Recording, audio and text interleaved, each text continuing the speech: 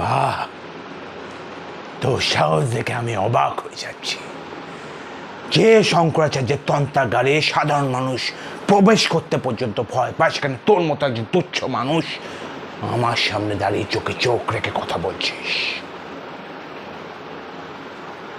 আমার ভেবে খুব খারাপ লাগছে, জানিস তো। তুই তো চোখের সামনে দেখবি যে তোর মেয়ে অগ্নিকুণ্ডে ঝাঁপ দিয়ে মৃত্যুবরণ করছে। তুই কি ভেবেছিলিস আমি সেই তোর পুরনো ভোলা ভালা বন্ধু শঙ্কর? না, বর্তমানে আমি একজন তন্ত্র সাধক শ্রী শ্রী শঙ্করাচার্য।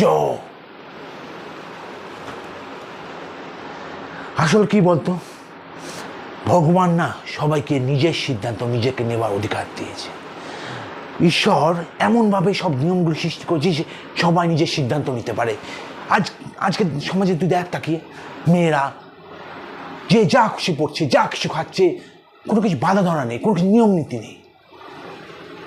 কিন্তু আমি এই শঙ্করাচার্য সেই নিয়মের একটু বদল আনব। দেখ, ঈশ্বর দ্বারা তো ভুল হয়।